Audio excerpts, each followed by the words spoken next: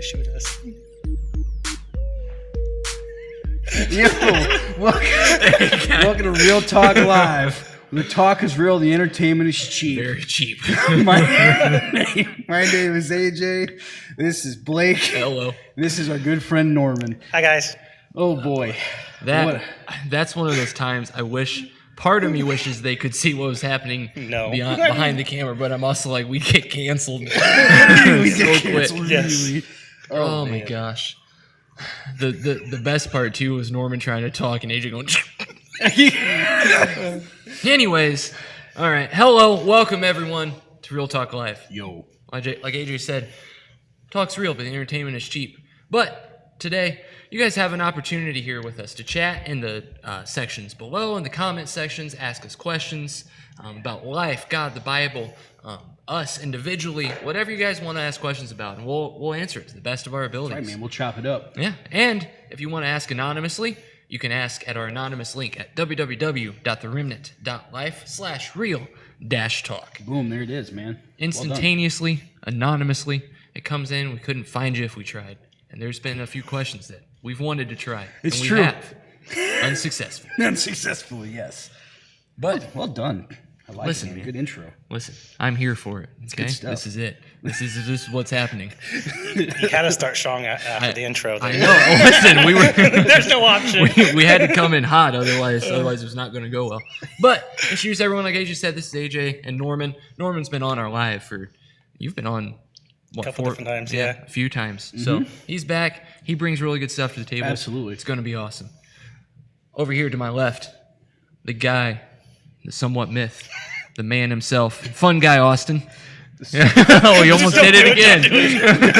Fun guy Austin. He's got fun stuff for us coming up. You guys will get to hear from him in a moment. And in the back, manning the station, the button pusher, the button masher, the typer, the man, Fun Turn Clint. Hello. There he is, man. There he is. That's right. We got an awesome show. I'm tonight, excited, guys. man. It's I'm gonna be excited good. for today. Or there's also Clintonius Pilot. There, Antonius Pilot, that's there right. it is. Let's see. What's up, Brandon? So Brandon's not going to be able to join us long. Good to see you, brother. Hope work's going well. Yeah, man. Hope it's, what's up, Lindsay? Hey. Hey, Norman. What's up? Hello, man. Juan Guan, y'all. What's up, Josh? What's up, John? Hey, y'all. Hello, if you haven't hello. already, share the stream if you haven't. Share We it. got 8 people on. Share the stream. That's right. Share it so we can spread the word. That's right. All right. How are you guys doing out there? We want to hear from you guys. That's right, How you man. guys doing? What's up, James? Oh, hey. What's up, Denise? Driving, so I won't be responding. Hey, it's all right. We're glad you're here. Yeah, appreciate you listening. Glad Cool. all of you guys are here hanging out with us. Share the stream. Post it in all your favorite social media chats, whatnot. That's right, man. Get gonna your be a good Facebook time. Groups on. Because here in just a minute, we're going to hit our first segment. Yeah, that's right, man. I'm excited. Oh, dude. I don't know. I'm honestly not excited. No, I'm just fun kidding. guy was going around showing it to people because we just got done with youth group. Yep. And he was going around being like, hey, look at this. And I'd walk over, he'd go, no. And then every person was like, oh, no. that sounds so good. Sounds awful. Oh, gosh. He said he didn't like it, which is not typical of him. But Makes me nervous. Means it's dangerous for us. it's true. What's up, Charlie? Greg. Yo. Hola. Nice.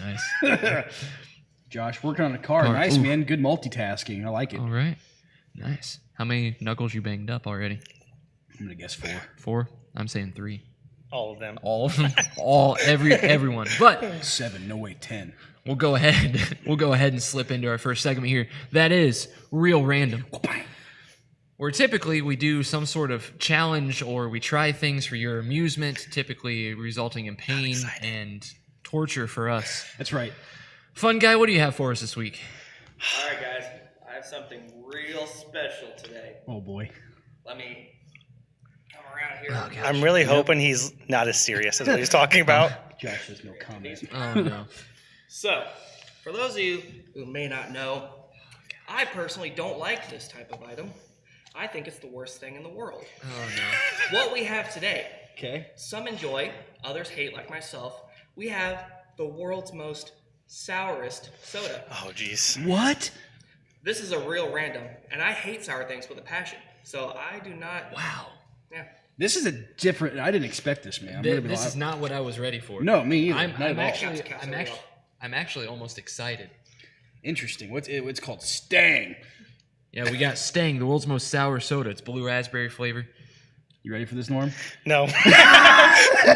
Listen, man, it's about time we almost reach out to this company too and try to see about a sponsorship. I have. You have? I'm guessing. Waiting on a response. Waiting on a response. Nice. This would be the Nice. perfect time if you ever want to get funny pictures. This is the time to have That's true, your man. phone's ready. Yes. We're gonna pour some glasses here. Oh boy, dude, it looks so good. It looks yummy. It I'm does. Also nervous. I mean, Nervous. Like, you guys know I love sweet and sour things. I have not tried it yet. Oh boy. So he just keeps pouring the most of mine. So Nice. same thing, gentlemen. We will rate flavor And then and this time sourness. Nice. I don't like sour things. Oh boy. boy, I love John this. says a sour Or beverage. Yeah. That's right. Did you man. just see doing great. how you missed Austin's face? Oh boy. Did you drink it?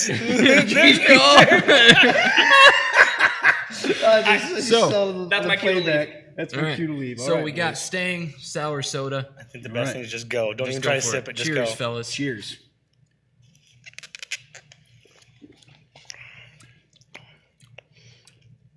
Interesting. I Hey, actually that's like not it. as bad as what I thought it was going to be.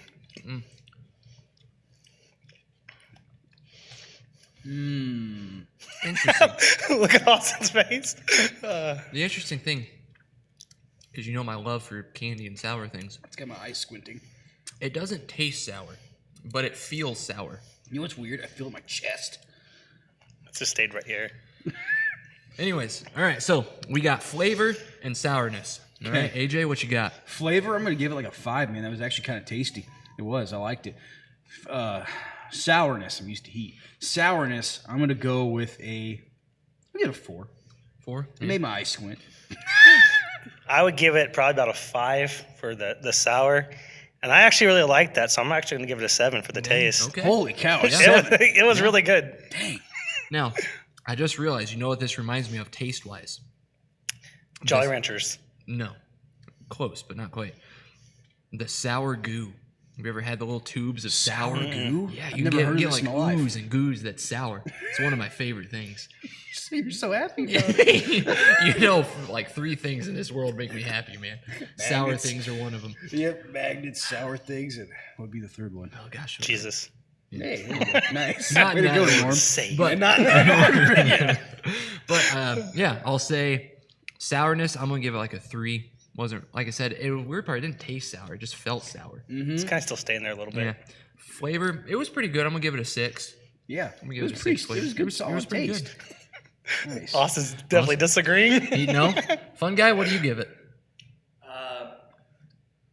I don't like it, so.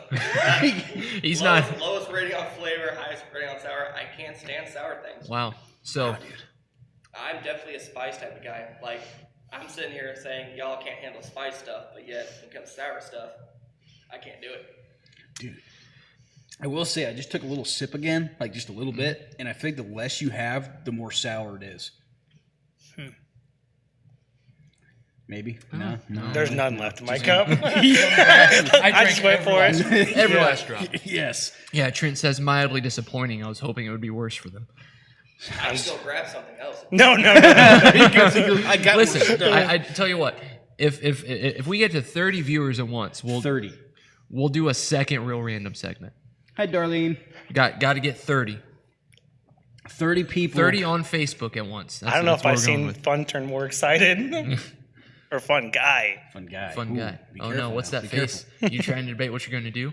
I'll have to go make a stop real quick. Oh gosh. So you guys get to 30. like Fun guy's gonna go make a stop and make some sort of deal with a shady dude on the side of a street for a second real random that would probably destroy us. But Oh, man. you guys ain't gonna get it. You gotta have 30. It's not That's happening. right. It's not going to happen. You guys won't do it. Hey Darlene. It's a challenge. How's it going? We doubt you right now. But Trent says, please, Austin. yeah, please do. Hey, it's really not on Austin. It's actually on you guys. It's true. Get 'em. But all right, so like and share, guys. If you guys want to get to 30, so we have to do something far more probably entertaining for you, but far less enjoyable for us. Yes. Gotta get to 30 viewers at once. But we'll go ahead and move on to our next segment, Remnant Roulette. second for the music. I always enjoy it when Me I'm back too, there. man. It's fun. But Redneck Roulette, where it's your opportunity to win a prize, coming straight from the Real Talk team here. So here in just a minute, Fun Turn Clint is going to read a question to you guys. You guys got about 5 minutes to answer it. 5 minutes. Afterwards, that gets taken down, and your name, if you answer it on YouTube or Facebook, I'm watching out for the Tube crew today. Your name gets put into a list, and we randomly select a winner. There it is, man. But you guys stay on through the entire show, because at some point near the end, we'll announce the winner. That's right. Gotta stick around. That's right. Fam. So, this week's roulette question. What do we got, Fun Turn? What is your dream job? Nice. Oh, boy. Dream job. Yeah, what is your dream job? Ooh. Boy, what is your dream job? Let's see. Well, I can tell you this much. When I was a kid, my dream job was probably baseball player. Nice. I wanted to play baseball really bad. And then when I was 17 through 19, 20, I wanted to do music. So I played in a band and tried to make it in music the best I could. Didn't go very far. but that was a dream job of mine as well. So, and then also wrestler. I want to be a wrestler at one point in time too, man. So I trained at 19, trained again last year for one day. It's true. It was fun. It was a blast. That's right. Old PGB here was with me. right. It was fun, man. So those are just a couple for me. Yeah. Norman? Okay, so mine would probably have to be a video game tester. Really? Yeah. Wow, I did not expect that. Sitting at home, getting paid to sit at home, play video games. Yeah. Count me in. Or Yes. or an oceanographer studying sharks. That makes more sense for me. That seems more on par. Oh yeah, Either one. absolutely. Yeah, he's like, Or I'll take it. both. Nice. Test the video games while you're. While you're In out on the, the do, boat. do these games work underwater? It'll be Dude, the- VR. Oh gosh. Oh man, getting out All of right, hand what do we now. got? Listen, Let's see. James, I just read your comment. We can see who's viewing, so if we see a bunch of burner accounts, the count goes up. Every burner account adds another 10 views. Yeah, that's right. Every burner plus 10. All right. Let's see here. Denise says volunteering around the world. Jada says acting. Nice. Heck John yeah. says writer or artist. Alex, a medical, was it sonographer? Yep. Nice. I can word sometimes. Charlie says work for NASCAR. Heck yeah, man. What do you want to do, Charlie? Do you have anything specific in mind? I'm curious. Dude, I'd a good imagine point. being in the pit crew would be intense. Oh, dude, it's insane from what I've seen. Oh, yeah. Let's see here. Trent says making guns for a living. If not, that I would make a living from running a tree farm / garden nursery and selling the produce. Nice. Well, Trent, you're doing half of it, buddy. That's true. Let's see. Greg says building and testing robots. Nice. And Lindsay says, what is this? Yeah, try pronouncing that. Is it equestrian therapist? That's right. Yeah. Wow. Now, what exactly is that? Do you know? Be a horse. Really? It'd be with horses working with. I'm assuming like equestrian physical therapy. I don't think you're gonna get much out of a horse if you just ask him why the long face. But Yes. What about you, Blocky? oh boy, I kind of went all like as a kid. Going back, the first thing I ever said I wanted to be for the longest time, from like probably like second grade until like my sophomore year of high school, was a pastor. Like that's what so I told. cool, man. That's what I told people. I was like a preacher, and then I went through like a year where I was like, I'm going to be a lawyer. And then I realized there's like 10 years of school, and I was like, I'm not going to be a lawyer. Jesus. Yes. No. And then it was, oh gosh, it was after that a history teacher Yeah. and coach. And then it kind of swung back to like, man, I just want to be able to work with kids and do stuff like that and still be able to coach, which that's what I'm doing now is Yeah, dude. youth pastor. And then I get, I coach in the fall, the boys tennis team. Pretty cool, man. So B2B sectional champs. that's right. Back to back, baby. Nice. Pretty cool. And you But, actually coach our softball team too. Both That's of them. true too. That's true. I do also coach both of our softball teams. I guess if I had to throw something else in there that I'm not currently doing, would probably be like a college baseball coach. Nice, man. I That's think pretty that would cool, that dude. would kind of be like that'd be pretty dope. What sport? Baseball. Mm-hmm. Oh yeah, definitely baseball. I do miss baseball a lot, but yeah. Let's see what do we got. Charlie says pit crew, the gas man. Nice. Yeah. That's the giant vanilla, yes. right? Yes. Ugh. That's awesome. Let's see here. Okay, Lindsay, I got you. provides therapy to special needs and disabled people utilizing horses. Awesome. My grandma actually has an organization that does that. Really? Yes, that's the. I don't know if you've ever heard of it, Lindsay. It's called Ride with Faith. They actually started here in Columbia City, and I believe they're in Albion now. Question mark. That's But, wild that yeah, lined up. That's what she does. That's pretty cool. So if you ever want to get connected with someone, I know someone. There it is. Awesome. See, Zeke, Zeke. play video games or Makes sense. landscaping. Sounds kind of fun. I'm going to. I can tell you. I can tell you from experience, it's not. It is not fun. I've done landscaping for a couple of summers and back in high school and stuff. It is not fun. I hate pulling weeds. Those at are the two. house. Those are two different. Like stay inside and Yes. sit down and do something, or like one of the most active outdoor jobs ever. You always go to a beach party, Zeke. Make that a dream. of Yeah, yours. there you go. Josh says being a Inside jokes are handyman. fun. Nice. See you. Oh, hey, Trent says landscaping is pretty fun. It's just pay isn't great. That's why it's not fun. Yeah. Oh man. And it's seasonal. Has it been 5 minutes? Yep. All right. All right. So, you guys, everyone that answered that, you guys are going to get added into our anonymous database, or not anonymous database, into our list of people, and we will choose someone. My goodness, words are hard, guys. Aren't they? Wow. Dude, I get it. We'll man. choose someone randomly There you go. to be the winner, but you got to stick on till the end of the show There we go. if I remember how to word right. Let's see. Zeke says, "I will accept beach parties as a profession." Nice. That would be dope. What's up, Jane? All right, cool, All right. man. Hello. So, Well cool. done. All right, man. Moving on. So, as you guys know, we have our friend Norman here. There he is, smiling. Nice big smile. Look at him. This guy. Look at him. Finger guns. So, we like to do a little segment called Get to Know, where you guys get to know our guest who's on the show today.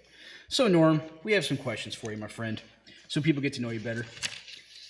Let's go. That's right, man. I'm excited. These are. This is usually a.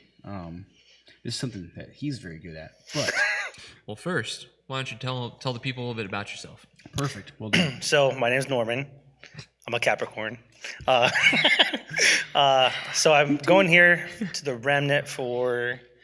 I used to be able to count in softball years, but there was there's a few that time we that we didn't, were yeah. not able to to use that. So I think it's probably close to 6-7 years. I'm on our connections team, the children's church team.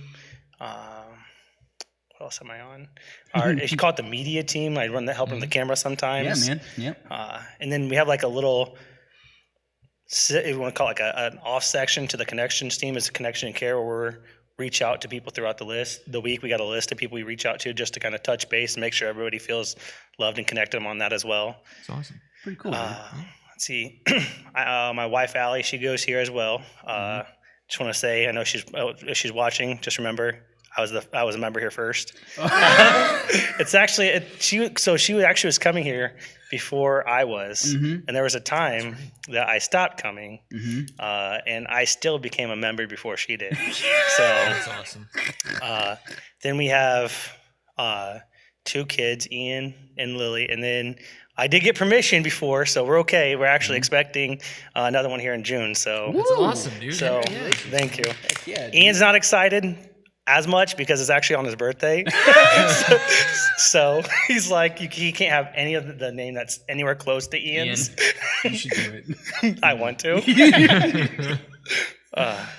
Cool, man. That's awesome. Yeah, well, thanks for coming on, Norm. Yeah. Absolutely. You've been Thanks for having you've been like such a good guest over the years, man. I know Blake mentioned earlier, you've been on a couple times on live and even on some of our pre-recorded from the web series. So great guest, man. I'm excited to have you on. Would you say you're stoked? I would say I'm stoked. This guy. I used to say stoked every single week for the intro. For those of you who don't know, I'll do the intro to our Sunday services sometimes, and I used to say I'm stoked to be here every single weekend. He just Norman ever would since lose Norman it. every single time. Every time. Yep. So Norm, got some questions for you. First one: what are your top 3 hobbies? Playing sports, Okay. playing video games, Okay. and then hanging out with friends and family. Boom, there it is, man. Nice. Quick fire. I love it. What is one, quote, weird thing on your bucket list?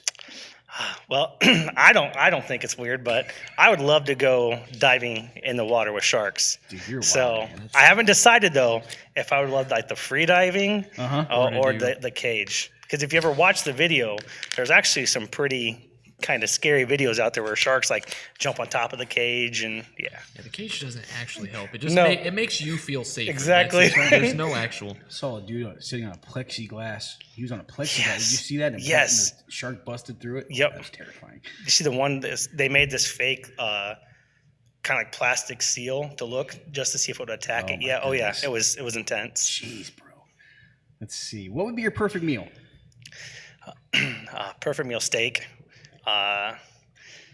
Steak as the main, Okay. bacon as a side. Bacon. Side of bacon. Exactly, because it also could go main too. Bacon goes with anything. Love macaroni and cheese. Nice. Some mashed potatoes, Yeah. and then some kind of cheesecake. Man, Nice. you got it planned out, man. Oh You're yeah, ready to go. I love oh yeah, it. and just nothing healthy. Jane's got a couple follow-ups here. Perfect. What kind of sharks? Do you have like a dream, like Great white. your great whites? Be the craziest. See, a lot of people they actually when they saw Jaws, they made them scared of sharks. That actually, in my That- mind, made me like sharks after watching that movie. Yeah. Yes, yes. And then Greg says he would dive with toothless sharks. How do you feel about that? That's a cop out. The little gummy sharks. Greg like throws him in the bathtub. We dived with sharks the other day. Oh man. Okay. How do you cook the steak? Ooh, You go medium rare. medium rare. I'm okay with that. Anything past like medium well, and you just Yep, you lose it. yep. Steak wrapped in bacon. Ooh, there it is, man. Ideas. If you could sit on a park bench with anyone, dead or alive, who would it be? Kobe. Kobe. Man, that was just quick Just- fire, man. just knew Why it. Kobe?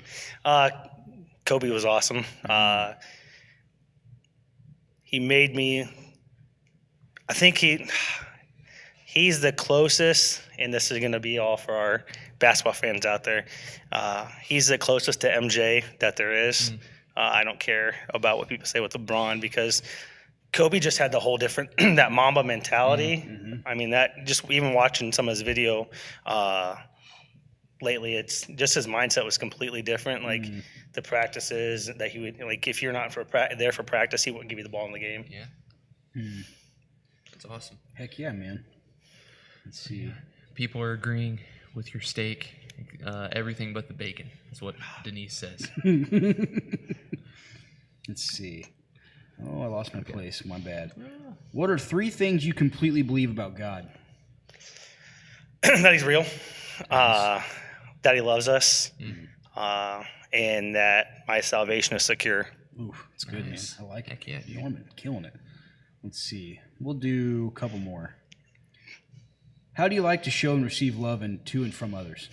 I'm definitely a physical. I love hugs. Nice.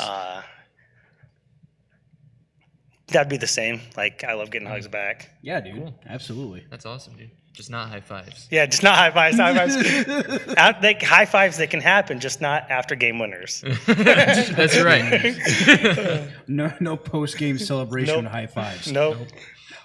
Would you want to be famous? If so, what for? So, first question, would you want to be famous? I would say part of me says yes, but also no because I wouldn't want that to go to my head. And I think that there's that temptation for it to go to your head. Oh, sure. Absolutely, dude. But also yes, because I mean, if you're famous, you usually have money, and you know I am with money. I'm always stressed about money, so not having to stress about money would be amazing. Okay, so the side of you says yes. What for? What would you want to be famous for? The money. Oh. That's a good question. Something comedy. Like America's Funniest Home Videos. It's just my life. So Exactly what I do. a reality show that's Exactly. that people think is a made up comedy, but it's really really just not. everyday life. Just to GoPro on me constantly. That's hilarious. Oh, that's great, dude. All right, man. That has been Get to Know with the Norm. The normality. Norman. The Norman, the normality, the Norman Jackson. The Green Goblin. Green Goblin. That's right. Oh, boy. Man. That's what we'll go with. Oh, Cool, man. all right, awesome. So, moving on, we're gonna give you guys here a few minutes to throw any questions you guys have, whether it be in the chat See or what John said? anything. He said we should have a great big hug. Nice. should have a group hug. I'll throw my hug in the ring. I third it. Oh boy. Listen, stick around. We'll see what happens. I think this, yeah. That could be like, hey, you know what? If you actually like the Remnant page and you check it tomorrow, maybe that could be the picture we send out. Hey, There you go. there you go. The Giant post group is just Exactly. a giant group hug. That's the post picture. That's a good idea, man. I like Oh that. man. But here in just a few minutes, we'll move on to questions. Until then, all right, AJ, how you Yes. doing, man? It's a good question, my friend. Let's see. We got a lot. So it's been, for those of you who watched the latest episode of Real Talk, speaking of Real Talk, actually, I need to address a couple things before I go any further. One, this week was supposed to be episode 200 of our Real Talk web series podcast. I just want to sincerely apologize to you guys for not having an episode out yet. We're going to be doing some special stuff. I'm excited. Hope you guys are excited too. I am sorry that nothing went out this week. We will have something this upcoming week for you guys. I promise you that.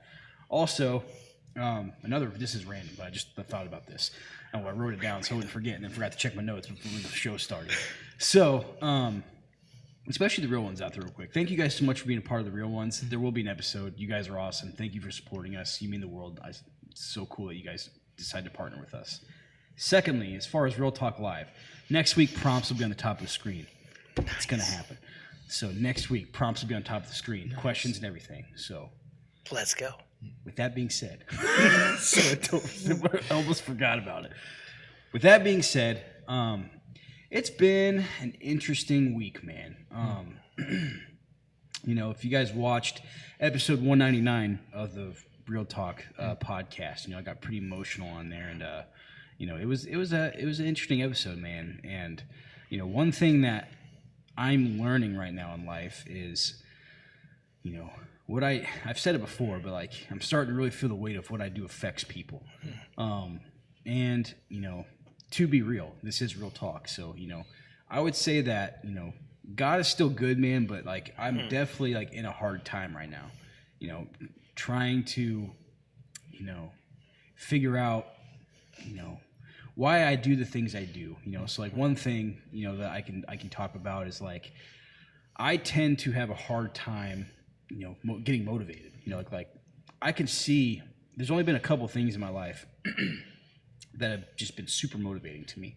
So first one was like music. I was just so into music, and that's I talked about it earlier as a dream job. I got into music, and I wanted so badly to succeed in that, and like I just wanted to keep pushing, keep trying. Did that for a couple of years, and that was one of the few things. After that, for a long time, I felt like I didn't really have a purpose. I didn't really see much in life, and that was before I was saved. When I found out about Jesus and I met Christ, man, like that was a fire. That was a motivation I'd never felt before. And for a while now, it's been a hard couple years, man. So like for a couple years now, like it's been hard because that motivation has kind of slowly faded. And it's funny because I actually watched our first episode of Real Talk, our web series. It was the pilot, and it was from like 2018, like late 2018, I believe, 19. I think it was 18. And I actually talked about a slow fade on there, which is so interesting. Yeah, I talked about it. So like it was like one thing I talked about was like, man, like and it just I don't know, it hit me. So I was talking about how when you are living, when you're walking it out and you are following Jesus, you can, when he pulls you out of situations, you can just feel that weight lifted and you feel so good, right? And then I remember thinking to myself, I don't want to forget what you've done for me. I don't want to forget it. And I forgot, man. I forgot. Over and over again, I forget. And so one thing I'm learning, man, is like how I guess the question is, how can I keep walking through life confidently but also how can I keep walking through life not forgetting what he's done for me, whether it's in the bad times or the good times, you know. So just trying to remain consistent in that. So in a nutshell, that's kind of where I'm at. But like I said, man, you know, God is still good, dude. Like, you know, I can look at life right now and I know that, you know, if it wasn't for Jesus, if it wasn't for, you know, him bringing me to the remnant to be on this journey I've been on for 6 years now, like, I don't know where I'd be, man. Like, I definitely wouldn't have a purpose because, man, before I came here, dude, I was just a zombie, and that's the truth. I was just living life day to day, not talking to people, just sad. Like, it was rough, man. It was a rough time in life. So, like, you know, Jesus pulled me out of that, man. And, like, so I'm still thankful. I'm just in a weird time. Been in a weird time for a while. And, like, I don't know, man. I just want to get back to where, you know, I want to get back to really walking it out. So, yeah. Yeah, and so like when you mentioned the part about, you know, you're trying to remember like who God is and what he's promised you and stuff, like has there been any steps you've taken tangibly to remember that? Like what are you doing, you know? That's really good, man. Great question. I would say that one thing that's something I need to work on. I would say I haven't done a good job of taking tangible steps. I think that I tell myself I'm going to, but then when the moments come, I don't. And that's probably been one of the problems with why I am where I'm at. So, you know, I can tell myself all day long, like, all right, man, like, you know, don't forget this moment where God showed himself to you, you know, even if it's in a small way, right? It's still, you know, it was inspiring, right?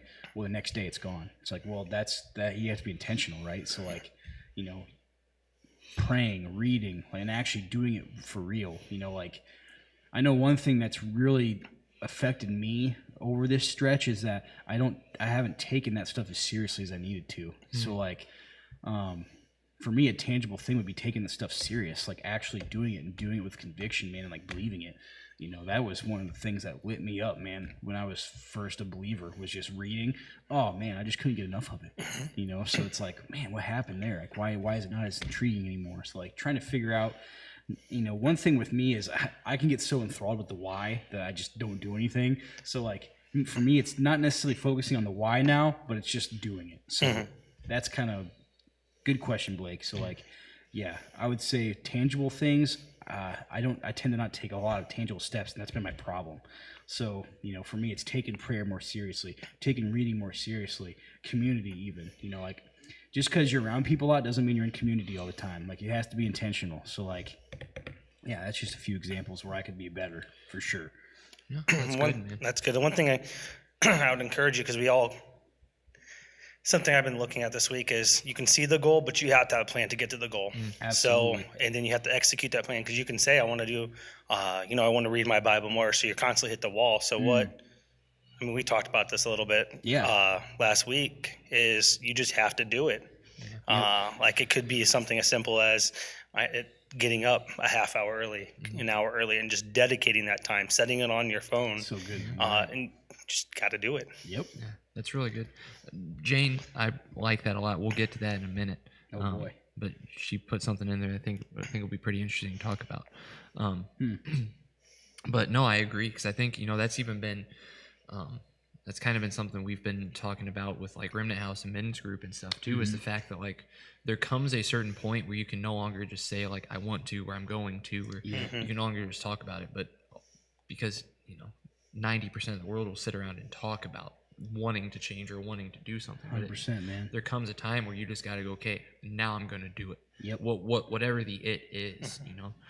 And I think, you know, because Lindsay said she was right there with you. Yep. You know, like, take advantage of those times. Like, you know, like you brought up a really good point. Like, when it comes to the prayer and it comes to reading, like, take that time seriously. Set it aside. Yep. You know, because we can all, you know, I would bet, of even our church members, probably, you know, 90-some% of them get the verse of the day from the Bible app or whatever, and that's it. That's all they read, right? Which is good, but like, are you catching it while you're reading your Facebook notifications?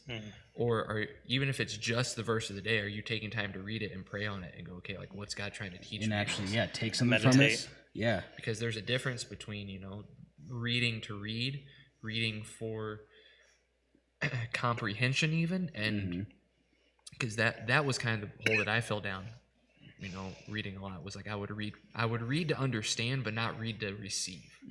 I wouldn't read to actually learn something. Just as long as I could say I understood what I read.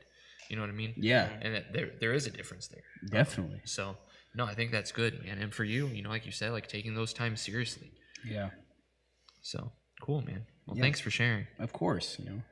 It's real talk, live. That's right. Norman, how's your week been? It's been pretty good.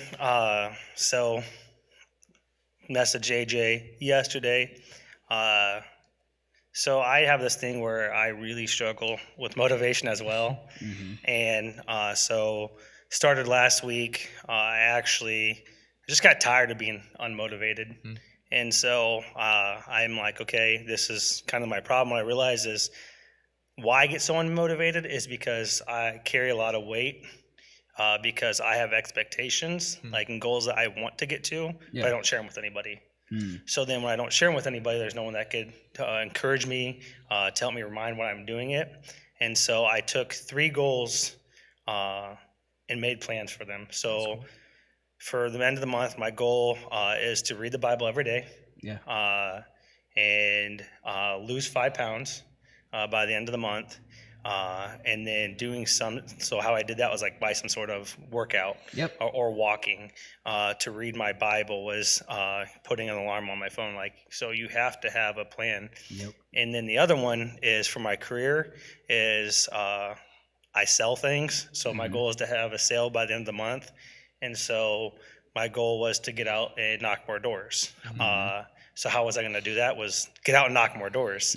So yesterday, it was nice enough out that I actually got out and walked. And so that was kind of my way of, okay, these are my goals. So that's going to help me with that. So Yeah, dude.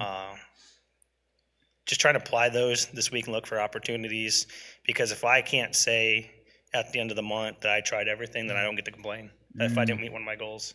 That's cool.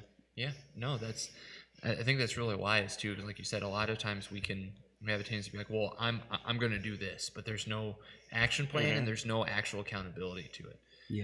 So even you, cause you said you told people too, right? Like, well, so you have people to encourage you, but also keep you accountable. Like, yo, man, you've been doing, whatever, you've been going out, you've been knocking extra doors. You've just been sitting at home. Played a couple extra games of Madden. I wish I could play that. Right? But like, no, that's cool, man. That's cool to hear. Thank you. Yeah, and keep walking that out, because eventually that stuff does, like, there is a benefit to Absolutely, doing there that is, stuff. man. Heck yeah, it's really cool, Norm. Appreciate that. She shares problem. it because speaks to me too, man. So it's good stuff. What about you, Blockade? How you doing, man? Oh boy, this week, man. You know a little bit of what I happened do. this week. I do know a little bit. It's been one of those weird weeks where nothing has gone like how I planned it to go. Literally nothing. Monday I was catatonic like all day. Like I slept until probably I think it was like 5:30 Monday. Like I was gone to the world. And typically when I sleep that late, I'll like wake up and fall back asleep. No, like it was straight through dead to the world. So like my whole Monday was pretty much gone, or whatever. And then Tuesday came, and I was supposed to help a family member go do something, and I was under the assumption it would be like a couple hours, right? Like we were supposed to go pick something up. So I left about 2:30 to go help them. I think I'd be back no later than like 5, right? I'm like thinking 5. Got back after midnight. Jeez. Wow. It wasn't entirely their fault either, because it was my sister. She asked me to help her, but like we had so many weird things. Like we went to go pick up a couch, and then like it started to rain, so we had to stop and put tarps on the couch in the pouring rain, and then there was all sorts of stuff. The truck that we used, the brake line blew.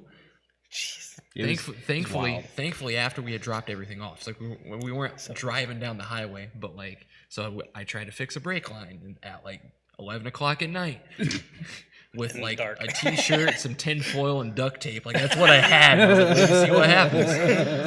So that happened Tuesday, and then yesterday, we had a worship team kind of meeting. Yeah. And typically Wednesday's our rehearsal day, right? Well, we didn't get to actually do an actual rehearsal, but we got to have a talk that like was beneficial. Like it was good. So I don't, and then which I told all the youth leaders this today. It made me worried about youth group because I was just waiting for. I was like, the rest of the week's already been crap, so I'm just waiting for whatever to happen tonight, right? Thankfully, nothing. Smooth sailing. Yeah. You know, so, but yeah, it's been an interesting week. The interesting part is, you know, I was telling you guys this Tuesday about everything that happened. It was, you know, it's like 1 a.m. and I'm just getting home and I'm like, I was so exhausted just because of everything that happened. You know, like I caught myself like I wasn't like, I didn't feel like it had put me in a bad mood. Like I was still hanging out with the guys, having fun. Like you know, Wednesday when I got up and everything, even after that, like Tuesday night, even after I got back, I still went to the gym and like worked out. Yeah, dude.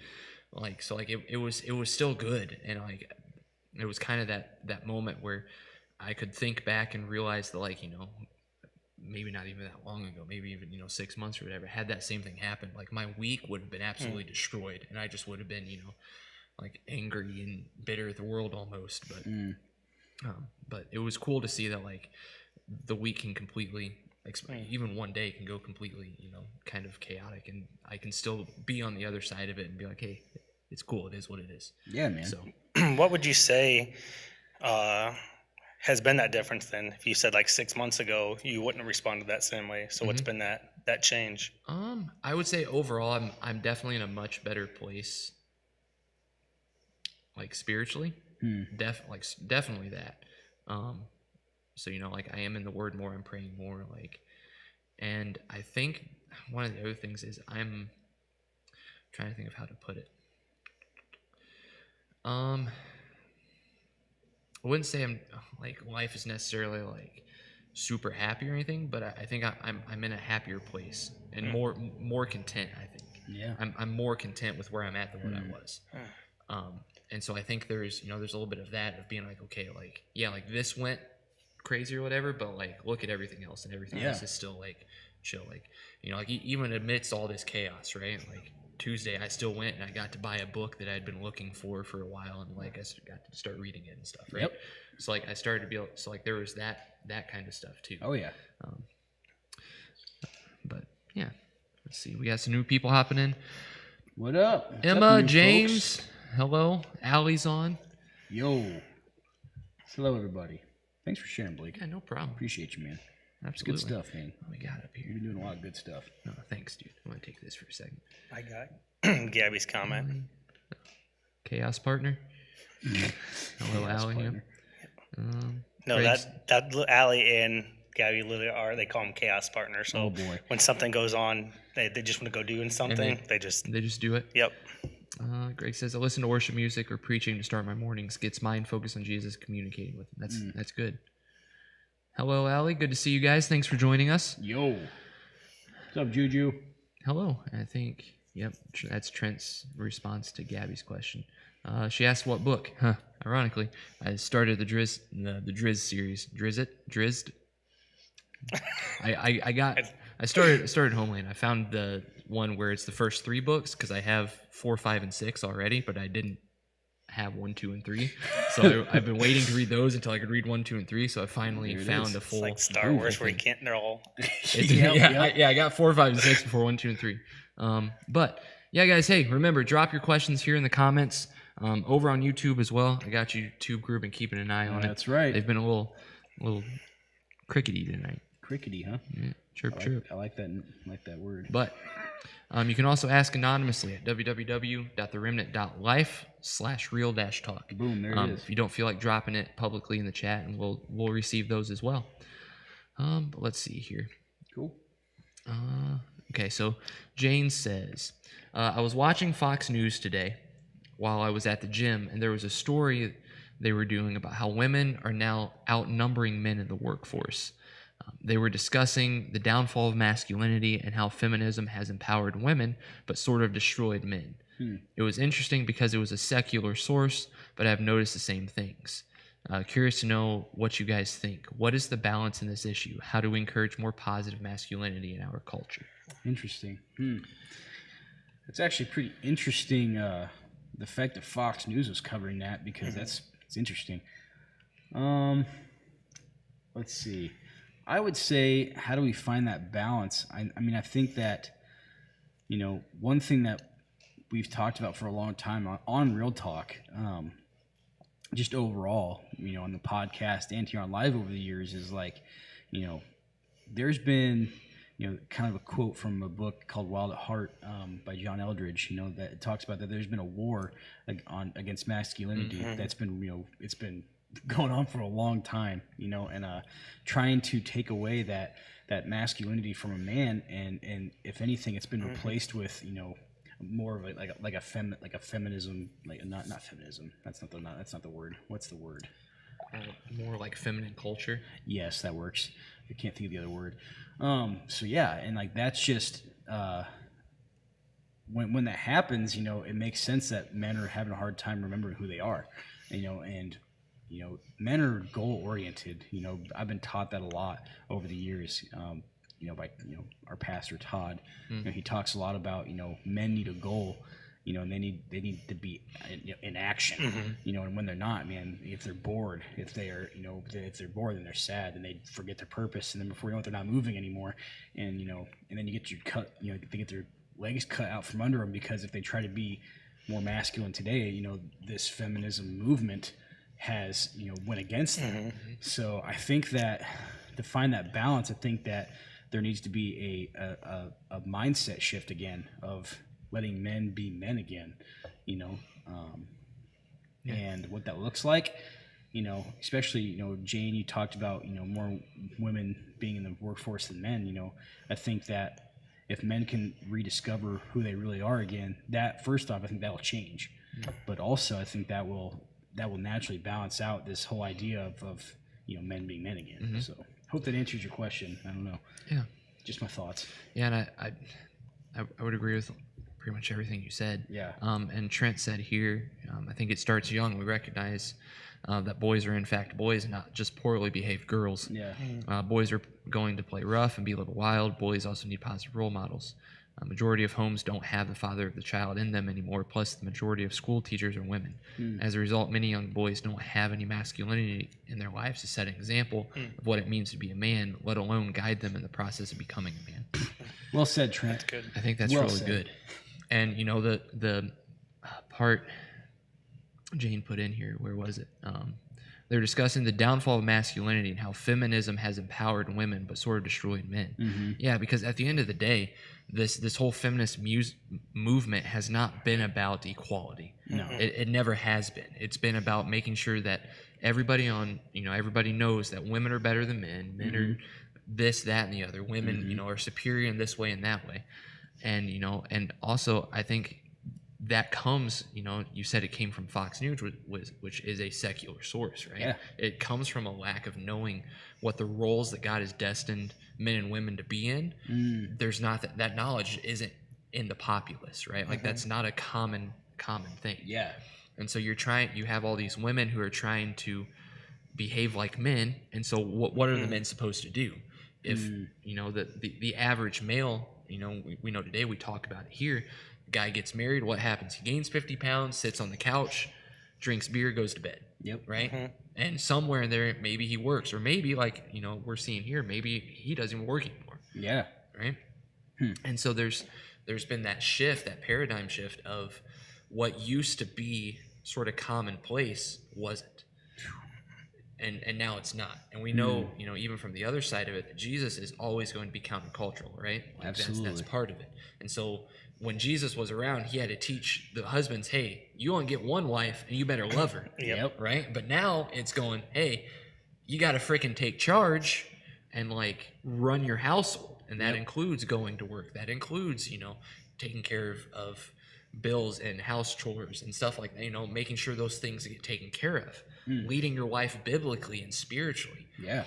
And, it's funny, she says that this, they're seeing this happen in the workforce and in the world, but it's happened in the church with a capital C, right? Oh, absolutely. Women, there's more women ministry leaders than there are men, right? Yeah. If pull up, the nearest church down the street, and I'd bet you $20 that if you look at it, other than your senior pastor, maybe an associate pastor, Yep. nearly everybody else is going to be female. Right? Man. And it's children's ministries, youth ministries, all their ministries are led by women. Yeah. Because men aren't wanting to step up. And it goes back to what you said and what Trent said. We're teaching boys at a young age that they are inferior to women, right? And so this is what happens. We now have a world that is being ran, right? Not really, but ran by female leaders and women that they aren't destined for that role. Yeah, that wasn't the God design. That's women are not designed to lead in that sense, but they're all. But see, this is where the feminism movement gets twisted on its head, because there's things men are not meant to do. Correct. Like Yeah. we as men are not as we are not natural nurturers. We are not natural like caretakers. We are not like that's not what men are destined to do either. And so you have both sides trying to do jobs that they're not meant to do. Yep. And so the world just goes, what do we do now? And then you want to talk about all the sexual stuff that's happening and sex changes and That's right, all that stuff too. Like it all comes from that. So yeah, Jane, I agree with what you and Trent said. Like I think that feminism has destroyed what it means to be a man, because it was never about equality. Because equality means that they're on this, they're equal, but they're not the same. That's right. Men and women are not the same. Nope. It's good, man. I think one way it's infected, the church actually heard this saying, and it definitely rubbed me the wrong way. It's the happy wife, happy life. So that is, to me, it doesn't actually encourage compromising. It just encourages just the guy to just give in. And so when you're giving in and just trying to make the wife constantly happy, like you're actually putting weight on her as well that she was not meant to carry. So for Gabby, for how do women encourage masculinity? I would say guys don't want to admit it, but we definitely are, especially when in a relationship, we want those words of affirmation. We want to hear, hey, you're doing a good job. Even though we might not say it, we want to hear it. Because if you tell a man what he's capable of, what you think he's capable of, that's going to drive a man to do more than telling him how he's failing in an area. Because if you encourage a guy in the strengths that he has, instead of pointing out his weaknesses, he's generally going to get more excited to go out there. He's going to want to do those things. We should already want to lead our families. We should already want to go out there and work. We should want those things that God tells us to do. But when we're hearing from our spouse that are in a relationship, hey, I see you. Like and it could be something simple as, hey, I know you're tired. I saw you took out the trash, thank you. Like something we already should do, but like recognizing that they do have, that your significant other has had a long day, or whatever it is, and then something as little can go a long way. Yeah, I think that's good, and I think it kind of like what Trent said too, is it starts young, letting boys be wild. Yeah, Yep. absolutely. Men, if you want to put old roles on it, like men are meant to be the warriors that are going to go out and battle for things. Yeah, absolutely. Like that's the role that we're destined to do. And so by trying to kill that in a young boy or even young men, it gets very dangerous. Absolutely. And we struggle with that in youth sometimes. We have a bunch of boys that are they're very wild. They're very wild-hearted, and it's a very fine line to tame that without killing it. So it's teaching them how to tame the wildness without killing that spirit. That's right, man. It's really good. And I like the fact of also, if I'd encourage you guys, especially the guys who have kids, allow another adult man into your kid's life. I know me and Allie were talking about this even last week. We've actually seen a lot of cool things with Ian, and that's directly related to your relationship, you and Austin both. Seeing him as an actual person and not, hey, that's Norman's kid. So when you see a kid as the individual that they truly are, allow those, because they're kids. I mean, we were all that. We never told our parents everything. So having that opportunity for those kids to go in there and tell an adult leader, hey, I'm struggling with this or whatever, like as parents, we can't see that as a negative thing. Like, well, why would you go and tell Blake or Austin, not, not me? Like, we were that same kid. We don't, Right. we don't want that. Yeah. So I do appreciate, you and Austin's both the way that you guys have, even the Ian's silliness, like always ending on the ground. Listen, man, it Always. happens. So just encourage that, like, and reaching out to the kids. Don't wait for the kid to come to you.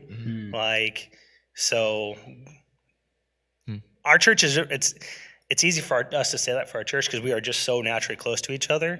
But yeah, definitely finding somebody that you can. Ian, half the time he's like, "How's youth group? Good." He won't tell us, but like I know that I can trust that you, Austin, any of the other leaders that you're genuinely you got what's best for Ian and mine. I don't have to worry about it. Yeah. Well, thanks, dude. I appreciate that. And Ian is a cool kid. Alex, we'll come back to your questions here in a second. But yeah, because Emma says, I think a great way to encourage masculinity is to ask for help and accept help, even if you don't necessarily need it.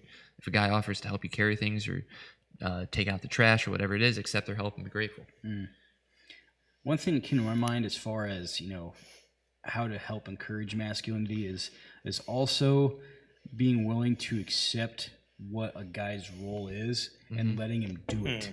So like, even if that means you having to surrender and sacrifice some of the things that maybe even you're good at, but allowing them to take that lead role and then follow, which is not always easy, but like, that's part of it too. And also, for women out there, like accepting your role too, even if that means like you have to kind of peel back the layers of maybe what you've been taught your whole life, because maybe it is different, especially in today's world. Like you might have been taught differently, and you might have been taught more of a masculine way as a woman. Even that's possible, but like being willing to accept your own roles as a woman too, and then focus on that. Focus on succeeding in how you can better fall into that role as a woman too. I think that can also help. So. Yeah. Jane says something here which kind of ties back to Alex's question. So she said, growing up in a church as a woman, a lot of times I was sort of discouraged from leading and going to college, things of that nature, because I am a woman and it was my role to stay home and raise the kids. So it's all that was expected of me, and I was the odd one out for wanting something different. Do you think that women who aspire to have professional jobs or leading in some capacity is wrong? Because Alex also asked, like, are women not allowed to encourage or lead, and how do you find the middle ground with that? I definitely think that women can encourage and lead. Like, absolutely they can. I think that they can be an encourager and a leader of women. Like, that doesn't have to include men. Like you can be a leader of women. I think that with men having that, that God design of naturally being a leader, I think that when it comes to like you coming together, I think they should, you should kind of, again, focus on your roles as a woman of like, okay, like how can I support that masculinity? In some ways it's letting him lead, right? But that doesn't mean you can't lead in other places. So to me, it's like, yes, you can. Yeah, absolutely. I would agree. It's not, wanting to pursue a professional career or something like that. That's not wrong. No, not right? at all. That's not. There's nothing wrong with that. But I think it's realized, and like you said, AJ, there's nothing wrong with women leading in the right context, right? Yeah. Like you can lead other women, you can, lead certain things. But when it comes down to it, when it comes down to decision-making time, or when it comes down to whatever, that's what men are designed to do. Yep. Men are designed to be that leadership, to fill those roles. That's right. And because we've seen a lack of it in modern Christian culture, even, right, let alone the world, like if the men haven't been stepping up, so who's left to fill the roles? So that's part of the reason the feminist movement got so much power and so much traction, was because like they're like, okay, well, like if men aren't going to do it, someone has to. Right. So yeah, and I think everything you guys have said is good. Yeah. One thing I was thinking too, listening was because it almost sounds like we think whoever makes the most money, that's the one leading, and I don't think that's true. I think that it's very possible for women to That's my opinion. I don't think that there's anything wrong with women making more money than their spouse. Like if you've already went to college, you've already had that established before in your relationship, like that's something that you should talk about before, like, you sit down and get married, say, I went to school for this, I'm in this position, like, and then I think a way a husband could lead in that situation is, knowing that, hey, you do make the more money, so you might be stronger in this one area. So where do I need to step up in another area? It might be, you're doing this, you're making more money. Well, I'm going to lead because I'm going to take more of that weight in the house stuff because I'm home more. That's kind of one rule that we have with me and Allie is whoever's home more, that's who's more responsible for that, the chores that day, because it all always changes. There's some days that I'm home more, there's some days that she is. So it's whoever, the leading does not have to be who's making the most money. And I think that our brains default to that's how we judge things. Sure. Who's leading is who's making that much more money. And I think that's good because I think at the end of the day, it's coming together, right? To realize what both of you can bring to the table and what those roles look like, because at the end of the day, in a marriage, for example, in that marriage, if both of you come together and you decide, she says, oh, well, I'll take you and Allie. Like Allie says, okay, Norman, like you have to do all the chores. And you go, no, I think it's best if we do this, right? Your leader, like the leadership role in that situation is going, you take the input and go, okay, that's a good idea, but I still think this is what's better, right? Or it's going, actually, you know what, that is a good idea, and choosing to do it, but doing it out of the context of like love and knowing and trusting that that's what's best, right? That's when it comes to marriage, that's the important part is that it's taking the information and choosing whatever path it is that you believe is the best for you and your family or whatever. It's good, man. Yeah, so like Alex asked, I guess with the church ministries, children's church or meal ministry, is it wrong for women to lead in those? No, I don't think so, because if anything, like you can still appoint women to a leadership role in that, especially when that, to me, if anything, especially those two ministries, that's like caretaking, that is hospitality. Like to me, like not only, I'm not saying men can't fulfill that role, but a woman can definitely fulfill that role. That to me almost kind of falls naturally under the like that womanly design that you were talking about earlier. So no, I don't think it's wrong for women to like lead in those areas. They're appointed.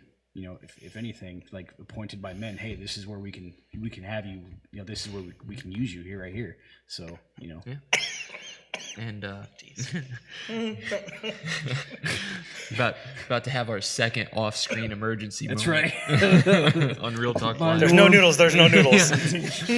But yeah, it's Norman dying. No, he's okay. We're good. For now. But Emma said like she follows someone on YouTube, which is cool, and she said I don't think there's anything wrong with pursuing a career or anything as long as it doesn't lead you to neglect your home, husband, or kids. It's good. And like that's the women are supposed to be like the caretakers. Like that's the role that they're designed to do. Yeah, it's good, So. man. I like it. Yeah. Good Awesome. questions, y'all. Yeah, and keep throwing them in. You can throw them in the chat. You can, like I said, we have our anonymous link, which is also somewhere in the description here. That's right. I'm keeping an eye on it, y'all. So, nothing new yet? Nope, nothing new. All right. Let's see.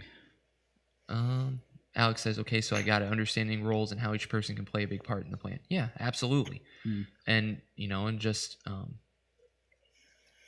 realizing we're called, men and women are called to do different things. Yep. It doesn't make one more important or less important than the other, but just knowing that that's how God designed us. Absolutely. It's good stuff, man. Yeah. Cool. Awesome.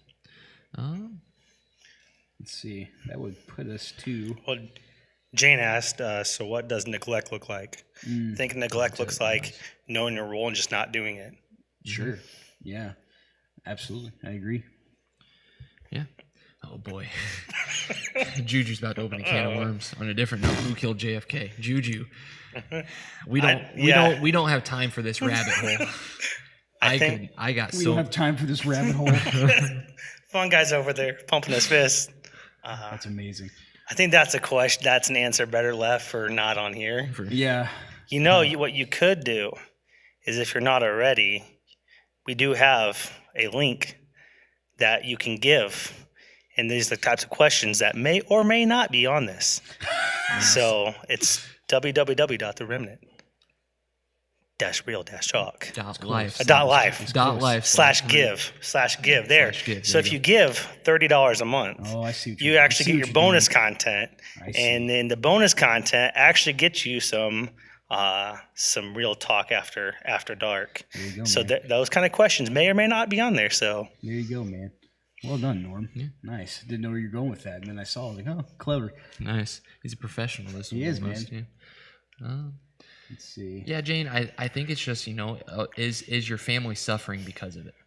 I think that's the big thing. Yeah. Is there things with, with your household, your kids, your husband, whoever, whatever, are they suffering because of that? And Yeah. that would be the same thing for men.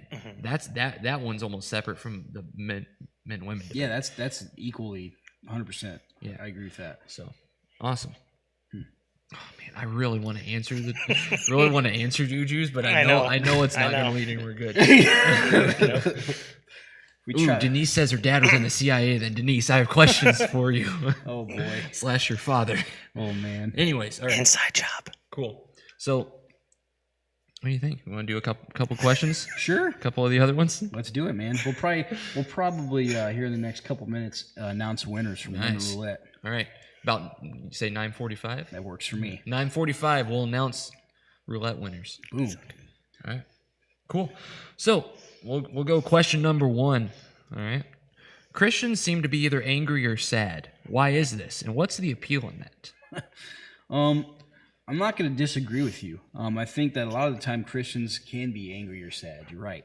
And why is that? I think there's a couple of things. First off, it's a broken world. We still live in a very broken world where there's a lot of sin, and that can bring people down. I don't know about you who asked this question, but I can definitely feel sad when I think about the situation of what the world's in, including myself. Now the hope of the gospel should bring a lot of joy. That I will agree with. I will say, and we say it on Real Talk a lot, but Christians should be the most joyful people in the world. We should be, but we're not a lot of the time. Why is that? I think that we don't take our faith seriously enough. We don't see it as real enough, and we don't live out of it. We don't live out of how real all this is. It's true. And I think that we just tend to, and we also get sucked into the world. We forget that we're, when we put our faith in Christ, we are different creatures. We literally, we are separated from the world, but we still want to play in the world. And I think that's why we're sad and angry. What's the appeal in being sad or angry? There isn't one. There is no appeal in that.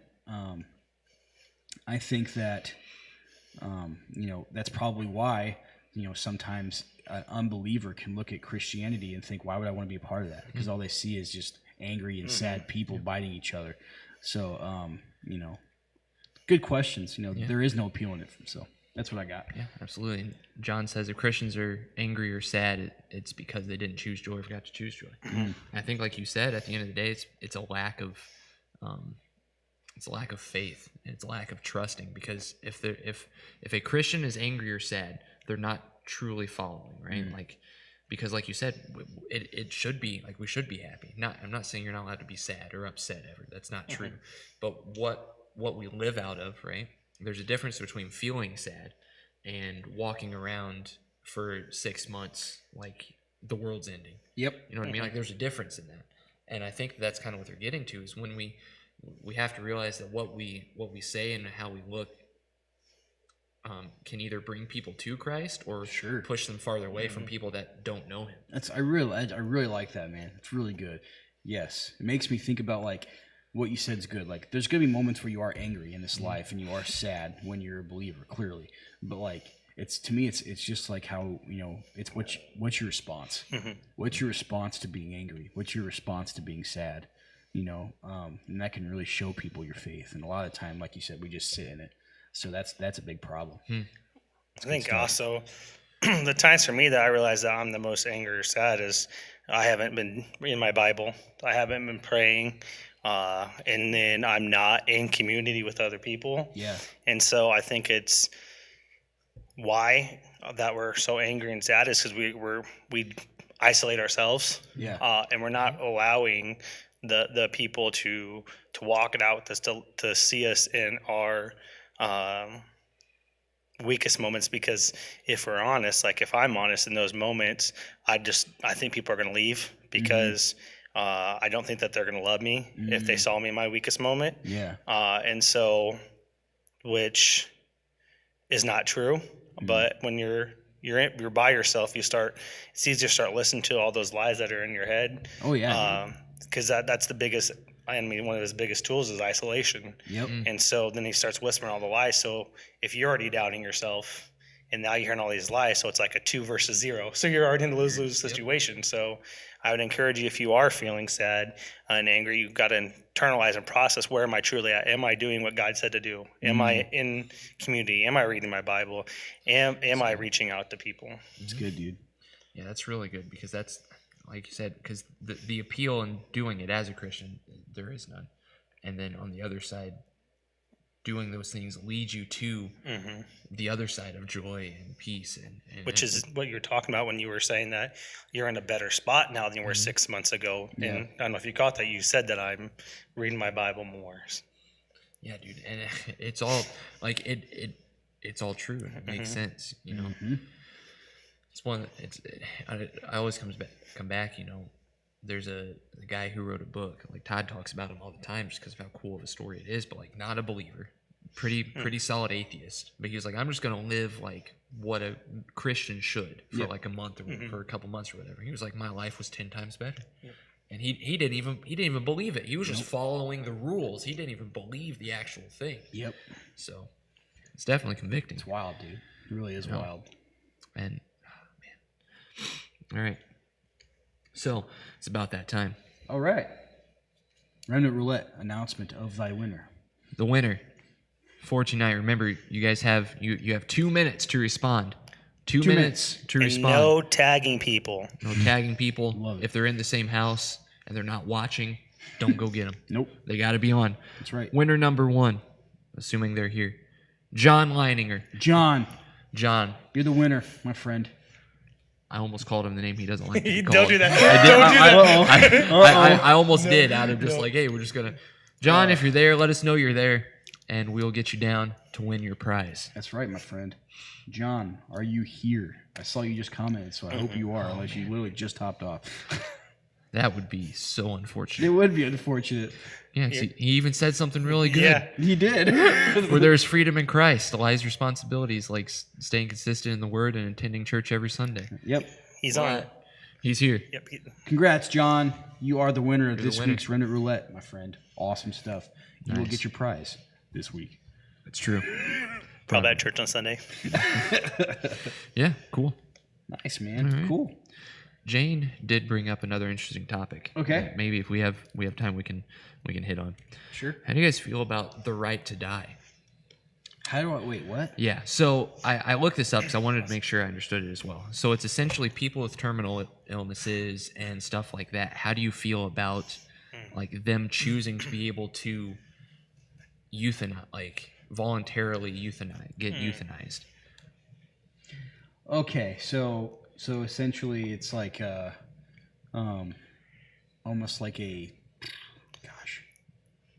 I don't even know how to explain it in like my own terms. Basically, they're voluntarily choosing to die. To die, to do a medical death. Like, Gotcha. They're getting euthanized. Okay. So- Yeah, actually I remember a story about a lady. It was a really big story because I think she was younger, but I think she had found out she had stage 4 cancer or something like that, and then she just decided to take that pill that killed her. Right. So stuff. So it's like that. Yeah, stuff along those lines. Okay. And she's asking if what's the Just question? what are our thoughts on it? I tell you what. It is an interesting topic. I think that it's still, it's still a way of like kind of like choosing, like you're choosing your own fate in a way. So like to me, I'm like, I don't really agree with it, because I know situations can be bad. Like I know that, but like, I don't know, man.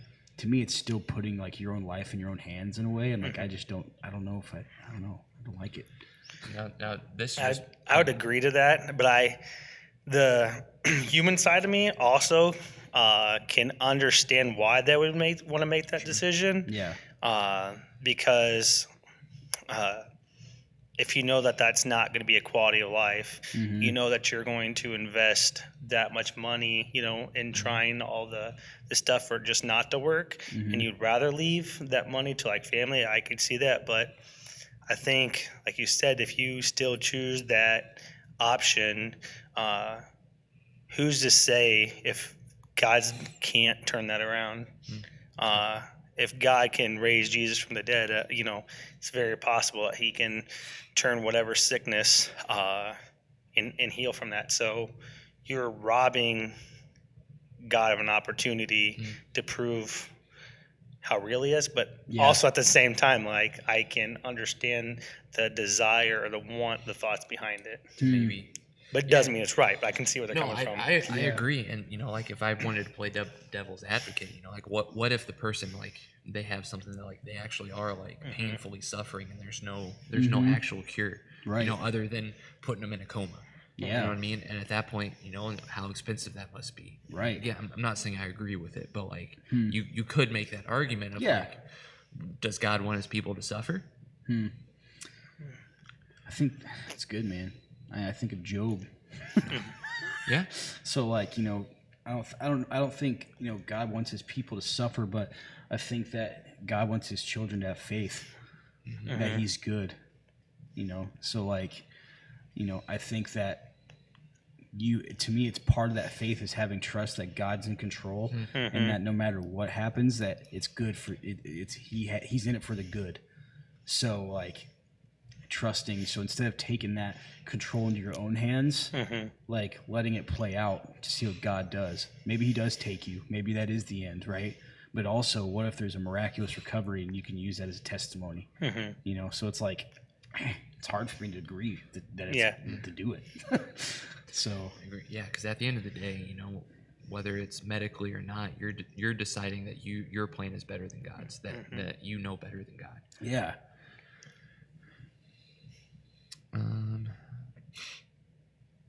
let's see. I'm trying to. We got some comments here. They're coming at it.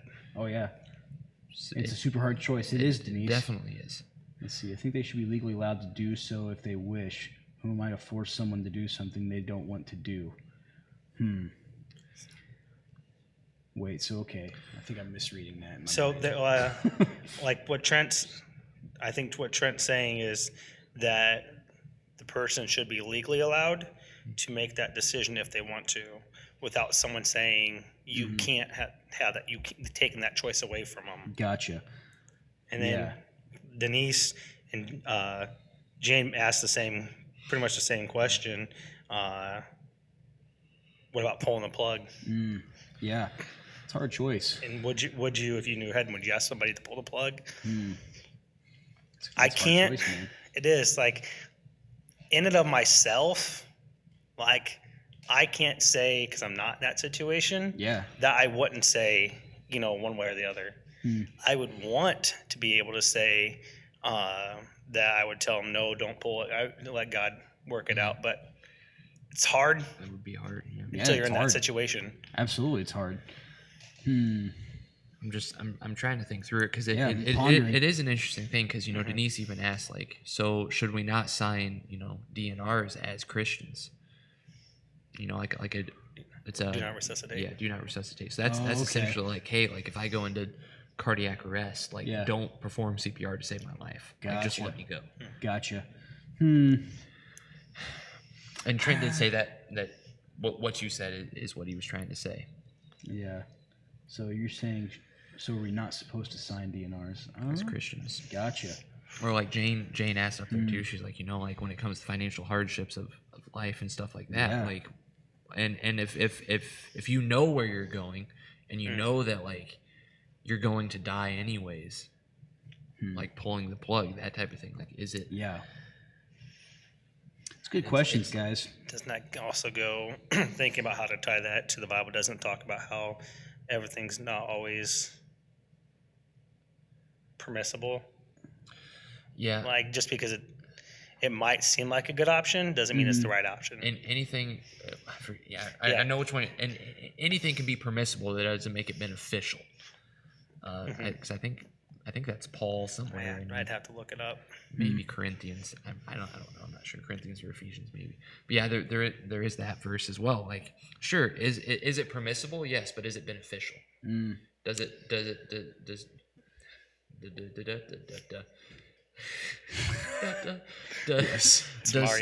someone benefit from it? So, I don't know, man. These are good questions. You guys are making me think. Yeah, and anything is permissible. Yeah, Denise just said anything is permissible, but not everything is beneficial. Right. As far as the like do not resuscitate stuff, like I don't know, man. I would say that like somebody trying to save your life is not a bad thing. So like I would say that I guess not sign it. But like, you know, I can also see the argument of like, well, you know, if that's how I'm destined to go, that's how I go. But it's like, I don't know, man. Also, what it makes me think of is like, you know, this is one of those areas where, you know, it's not necessarily just like directly here it is, you know, so it's kind of one of those weird gray areas, which is it's good questions because that's what people think about, you know. So I think I kind of landed somewhere. Okay. And if you guys like, let's talk about it. I'm not, but kind of, you know, I was thinking through it, and while you were talking, because you said something made me think of this. At the end of the day, right? If someone who's doing that is trying to say that you want to take control of when you go, which it goes back to like what we all kind of said of like at the end of the day, you're not trusting God. You're not your life is not really in your hands because God's God. Right? If He wants you healed, He'll heal you and He'll use it. Yeah. If He doesn't, like you have to trust that there's going to be something good because of it, or He has a good reason for it. Yeah. So I think that's kind of where I land is like at the end of the day, if a lot of times those people just want to have the control of when they go. Sure. And that side of it is not biblical because agreed. You're trying to play God at that point. Yep. Because you're trying to say this is when I go, right? And It's good stuff, man. I like where you're going. yeah, so It's the heart behind it. yes, the heart behind it, because at that point you're saying, right? I mean, I could keep going in circles, but you're saying I know better than God when it comes to my time to go. I go when I'm ready, not when God tells me, right? And the only person we know in the Bible who said that and was correct was Jesus, because He said, you know, you're not going to take my life, I'm going to lay it down. But He was also fully God, so that's a little bit different. A lot of people who sign DNRs are older people. You have to break, well, of course. You have to break their ribs to perform CPR. That is true. Sometimes even when they save them, they may never recover from the injuries that are caused in CPR. And that is true when it comes to CPR. They tell you that like be ready for two things: breaking ribs and for the person to throw up. Wow. Like like if essentially like I got told if you're not breaking their ribs, you're probably not like going in deep enough on your compressions. That's wild. That's what I was told when I was trained. Dang.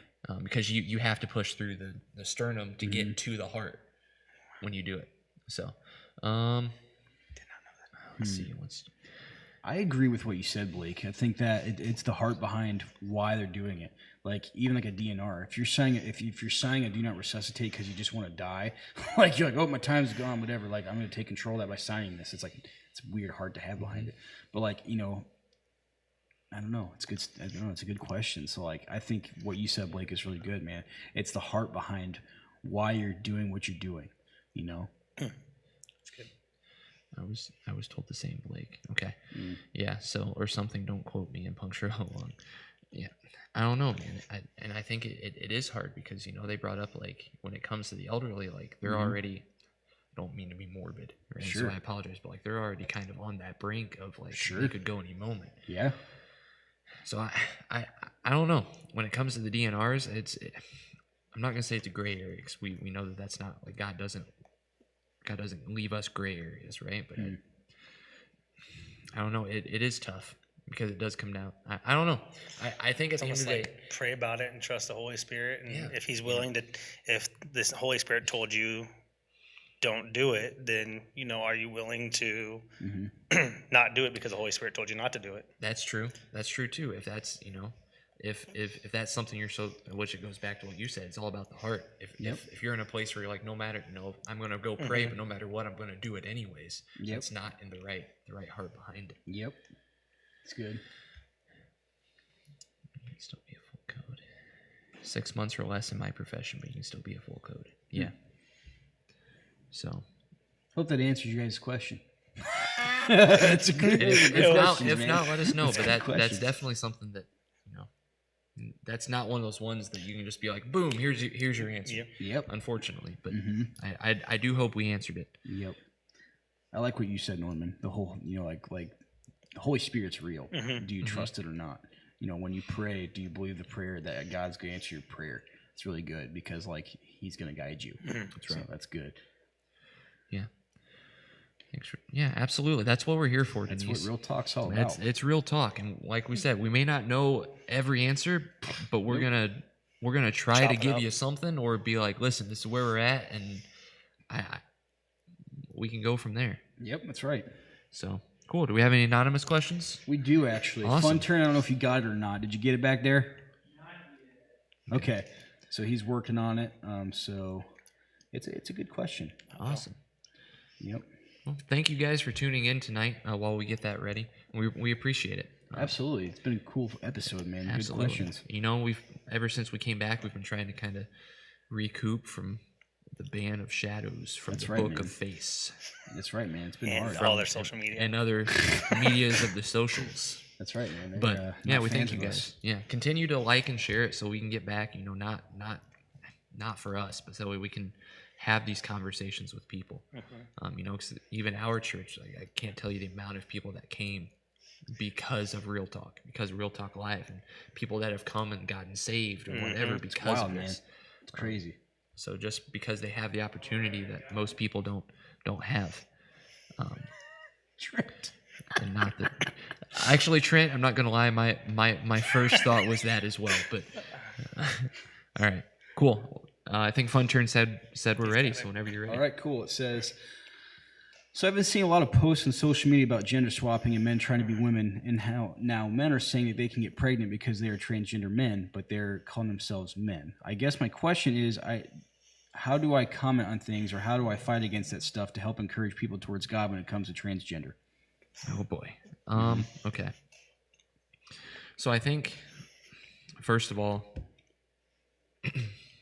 because I appreciate the fact that the last part is like, how do I comment on these things or fight against this stuff to encourage people towards God, right? Yeah. Because that's the good stuff. Because originally I was like, I wanted to be a little sarcastic, but then I wasn't.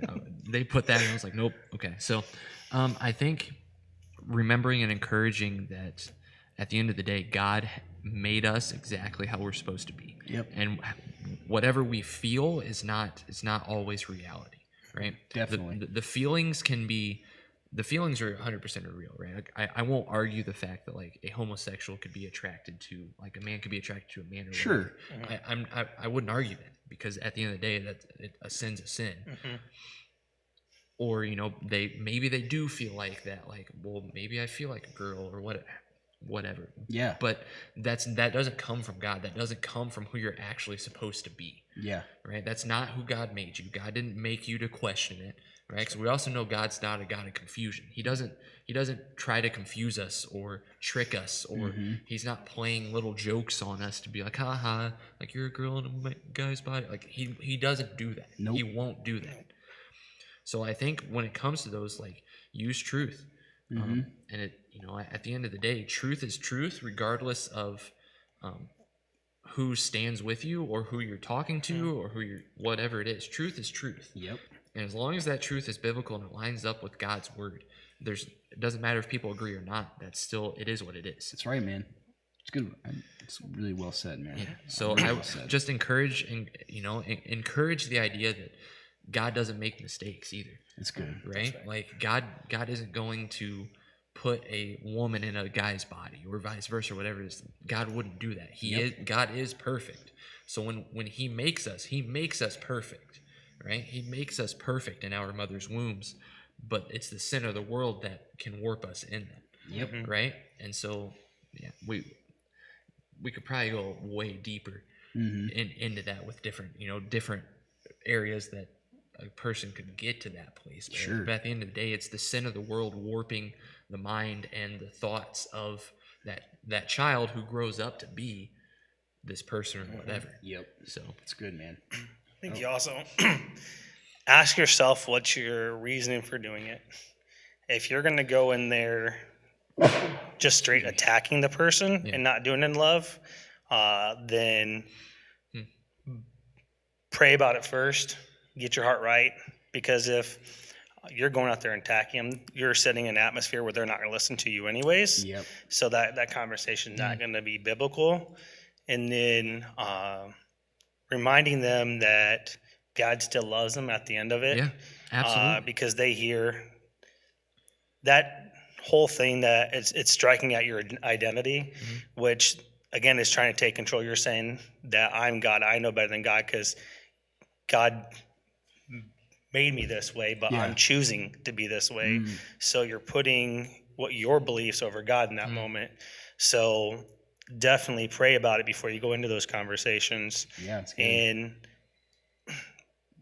definitely pray because there's some people that like to just bait people on those conversations. And so if it's a hostile already, then be leery of it because they're just wanting They're looking response. for it, yeah. And I think John and Jane kind of both hit on this, but they love them like Jesus would, right? And then Jane said, a lot of these people have been through serious trauma, stuff like that.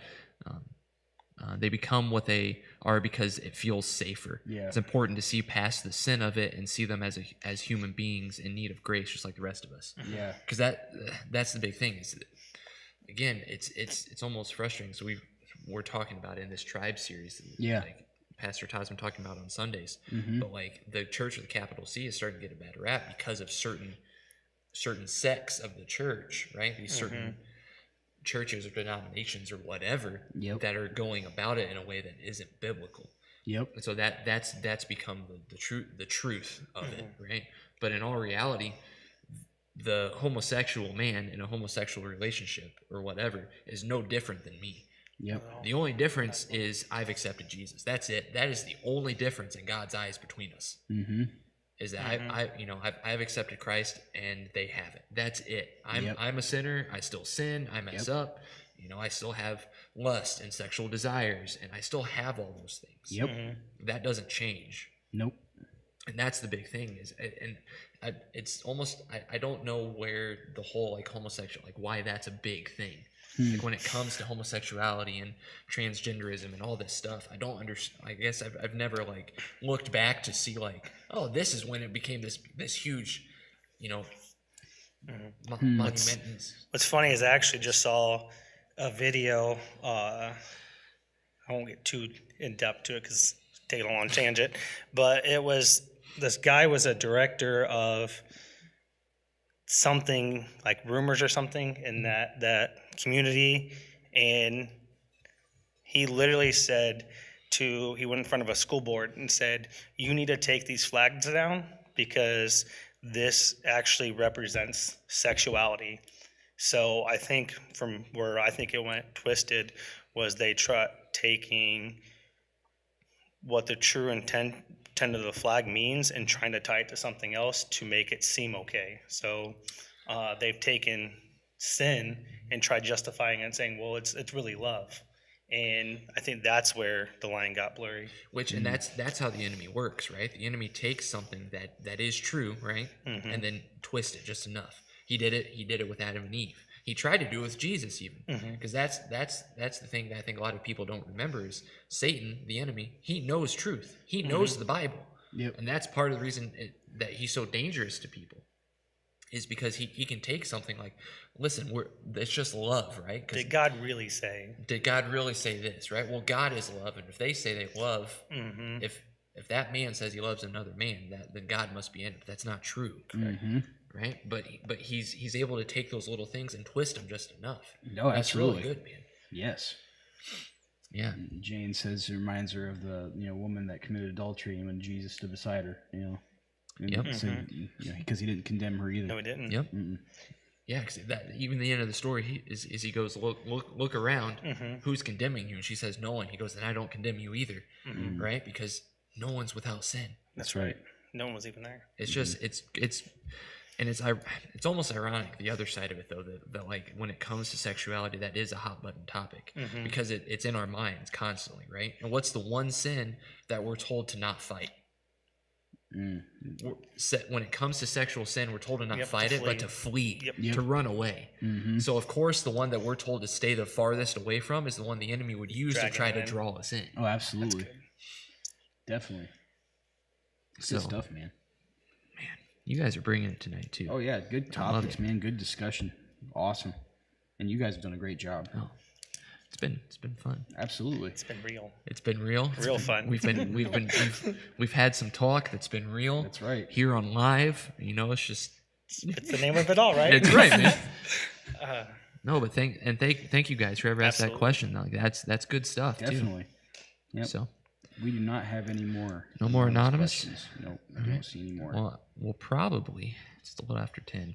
You want to do one more question and then try to close up, or you want to? Personally, for me, I love the longer shows. I got you. No, I know. Because I enjoy the conversations, because this is just another thing that we should be doing, not just on Thursdays. This is something that we should be doing throughout, because that's another way of carrying each other's burdens, because we all have these kind of questions. And so when we're able to dive in, talk about these questions with each other, that's just, doing what we're supposed to do. Yeah. That's good. And so we're probably gonna be closing up here shortly, guys. So slide your questions in. We'll do one here because I think it kind of ties into some of the stuff we've been talking about recently. Let's do question number 4. Fun turn. We'll do question 4 here. And it says, how do we accurately determine the differences between cultural laws and commands that are meant to dictate the behavior of his followers? Right? And I think it kind of goes back to some of the stuff that we've talked about how the world can warp things, right? At the end of the day, use the Bible. I was about to say, use the Bible. The Bible is God's word, right? Like that is God's word in paper form, right? It's right here. This is God directly speaking to us, telling us how to live, what to do, what to believe. Right. So when there's anything that you're like, oh, I don't know, go to the Bible. If you don't know where to find it, ask people. That's the other side of it. Be in a type of community, a church-led community, a Christian community, which I think we do a really good job of here. Shameless plug. But be in a type of community that can help with it. Oh yeah. Yeah, man. You hit the nail on the head. Use the Bible. If you're a believer out there and you ask this question, go to the Bible, dive into the Bible and learn and recognize that, it gives you the answer here. I know an example that could be used here, between how do you tell the difference between cultural laws and commands that are meant to dictate behavior of the followers? I know like the Bible says, you should obey the laws of the land. That's true. You should obey the laws of the land until it becomes against Christ. That's when, that's when you got to draw the line. And, that's one thing, to keep in mind, whoever asks this question, use the Bible, and recognize that, yes, we are called to obey, these cultural laws that are put into place, because we are meant to trust, we're meant to trust that. But if it goes against your direct beliefs of the Bible, if it starts to cut, if it starts to, affect how you can follow Jesus, that's why do you think Paul was in chains? Like going back to what we said before is trust in the Holy Spirit. Like if it's not clear, if you got to ask yourself the question, like if it doesn't say clear cut in the Bible, don't do this. Ask yourself the question, if God was to tell me to give this up, could I give it up? And if your answer is no, don't do it. Because then that becomes an idol. That's something you're putting and saying, God, I trust what I think about this, that it's right, it's okay, and I don't care what you say about it. Right, man. Absolutely. And I think the other side of it too is like being part of that community is being able to have these conversations. So because a lot of times we don't want to face the fact that sometimes God can speak to us through somebody else. Yep. Right? We want to only have a connection. Me and God, man, that's where it's at, right? Or how often do we hear someone say, well, me and God handle that, or like that's between me and God? Like, Yeah. no, like he's told us, like, be in community for this reason. That's right. You know, because there's even, like there's even little sayings that when it comes to like cultural laws, right, that we've all, at least myself, and I know some others have accepted as biblical that aren't. You That's know, right. like the saying, like God only helps those who helps themselves, who help themselves. That's not true. That's not biblical. There, no, show It's not in the Bible. We did that one day. if you can tell me in the Bible where it says that, I'll give you $100,000 right now. That's a I lot will. of money. I don't have it, but I'll find it probably. But it's not in there. Like buy some lotto tickets. There's a couple other ones that like I know twisted. are commonplace that have either been twisted or it's not the full saying either. And so Yeah. people, it's been taken out of context. Mm-hmm. It's good, man. But see, and then Jane asked us. She was reading Genesis about the story of the flood. God destroyed the earth because of rampant sin and immorality. In the end, he chose the rainbow as a sign that he would never flood the earth again. I find it ironic the rainbow is a sign that was adopted by the LGBTQ community. Thoughts? It's definitely ironic. I think that's like a intentional. direct, that's a direct, like almost like mockery from the enemy, in my opinion. So Yeah, that's, Trent said that. John 10:10, the thief comes only to steal and kill and destroy. It came that they may have life and have it abundantly. Makes sense the enemy would steal the symbol of God's promise. Yep. Because like you said, when it comes to it's just a flag that symbolizes love. Yeah, that's supposed to symbolize God's love for us. Yep. But instead, we've let the world take it and turn it into something else. I definitely think it was definitely intentional that it was chosen that way. And like as the video said, the guy said that symbol is supposed to represent sexuality. Well, why did God flood the world? Is because of sexuality, homosexuality. Like, And that type so of sin, yeah. Yeah. And I think it also goes to point out the fact that like as Christians, like we've as a whole, right? We have let the world take things from us that shouldn't, like the rainbow, for example. If you're scrolling through Facebook, right, or whatever social media, and you just see a picture of just like stripes, rainbow stripes across the thing, everybody's first thought is what? Is LGBTQ. Yep. Right? But the true meaning of it was God's promise to not Yep. do that again. Right? And there's so many other things that we've let the world as Christians take over that, like, why don't we take it back? Like, there's nothing wrong with the things that we like to do or that we whatever it is, and that I think that's a really cool symbol of it. Yeah. Is the idea of a rainbow.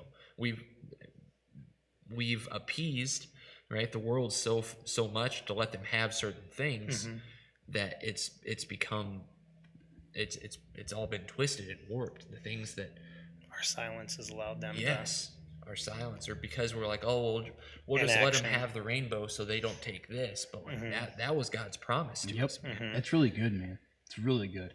I like that. So Had an idea spark. Had to write it boy. down. So Nice. that's what I did. and pervert the symbol because the rainbow has 7 colors and the pride has 6. Right. So they've taken it. They changed it just enough to. Yep. Yep. Because again, you want to Instead, talk. it's supposed to be a holy number. Yep. And you want to talk about, the enemy twisting things. He couldn't use he couldn't use the symbol of God's actual promise, right? So Yep. he had to twist it just enough to where it looks Distort it looks almost the same, but it's not. It's That's foggy really in good, the man. mirror. I love it. So Jane, you're a good thinker. yeah, Good we questions. appreciate it. Awesome. Yeah, I'll slip one in there real quick. She a question? Yeah. What do you think about the end of humanity? Will we know when it's going to happen? Have you seen signs? Oh boy. So I think if you can see signs, like if you can twist anything to make it look like a sign. So what I take into when I hear about these things is it says that it's not for us to know the times or dates the Father set by his own authority. So when God's going to come back, he's going to come back. There's nothing we can do. Yeah. So don't be so focused on, we don't need to be so focused on when God's coming back.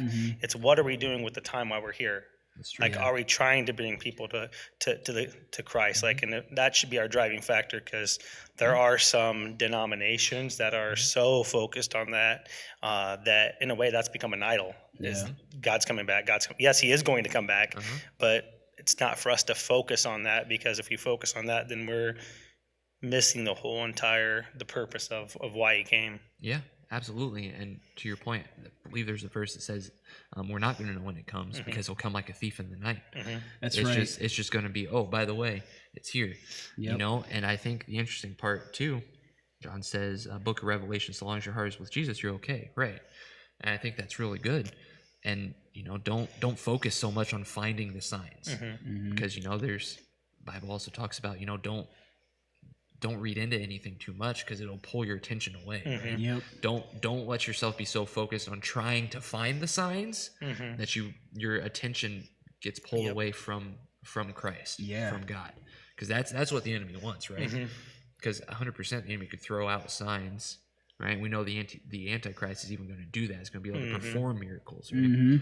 But the enemy is going to be able to make signs that look similar or just like what Revelation may say, because he knows it, but it may not be true. So I would say, you know, don't, like you said, don't focus on it. Just go love Jesus, bring people to him, because we know that when it comes, people are going to have a choice, and there's still going to be people that don't side with God, even though he's like, Jesus will be here. That's right. I believe Daniel tried to ask God when it was going to come, and he said, "Don't worry about it." Essentially, Yeah, it's not for you to know. yeah. So it's good stuff. Man. Yeah. It's good stuff, guys. Awesome. You know, and she said, have you seen signs? Could we have seen signs? Sure. But I'm not going to say that, you know, I'm not going to be like, yeah, by the way. Yeah, we're not going to claim. I'm not going to claim that. You guys got 26 hours. Yeah. Right? You know, like, No. I'm not God. Yeah. If anything, you know, I feel like there's an analogy used somewhere in the Bible, and I can't remember exactly where it's at, but I think it goes along with the thief in the night verse, where it talks about like, you should be ready as if it's tomorrow. But what that means is not freak out, like you said. That doesn't mean, but what it does mean is take your faith seriously. But what it also means more than anything is, where's your heart at in spreading the gospel? Like, take it that too. Like, you know, if you know without a shadow of a doubt that you're saved, why don't you spread that to the rest of the world? Like, you know, there's people out there dying, you know, and they don't even know it. And so, like, you know, that, you know, when he comes like a thief in the night, you know, like, it's too late, you know. So it's like, what are you doing to spread that hope to people, to spread the word of Christ, to spread the gospel? You know, like, you know, it's good news, and it's coming soon. But for those, it's also not good news. So, like, I don't know, man. That's another thing that made me think of. So, Let's see. yeah, good point, John. Yeah, I like that. Do not worry, do not be anxious. Yep. Like, you shouldn't be worrying about it. And Trent said, I mean, the nation of Israel being reborn in 1948 was a pretty huge prophecy fulfilled. Yeah. It's true. Yeah, there's definitely, you know, I will say, you know, to not go into major detail, like, there are things happening that could point towards the end of humanity's coming. But if anything, like, kind of like what I said, like, if these things that are happening are true, that should make us even more urgent to tell the gospel. It shouldn't be fearful what's to come for ourselves. If anything, it should be for the ones who aren't believers. Yeah. So, No, that's really good. yeah, Using that to help focus on bringing others to Christ. absolutely. That's good. Awesome. Heck yeah, man. It's been a pretty good show. Absolutely, man. I've had a fun time. Yeah, it's been awesome. Oh, yeah. All right, this is your guys' last chance. If you slip in any questions, we're gonna be closing up. All right. I'll check here. See if we got anything anonymous. If not, little refresh. While he's doing that, thank you guys so much, and once again for hopping on and joining us. You know, I enjoy doing this, and it's truly an honor to be able to do it. And like we said, we just do it so you guys have an opportunity to ask these questions and get answers. Because, you know, I know for me growing up, that wasn't something I always had in church. Was something to This question was coming. was a place to be able to ask these deep questions and have a deep conversation Yeah, about man. anything. So, It's good, Alex. man. Alex says, "What socks you wearing?" Well, Norm, why don't you show them what socks Yeah. you're wearing? 'Cause I already know. What I don't know socks if I you're can put my leg up that high, but so they are shark socks of course, there. with Christmas hats on the shark. wearing.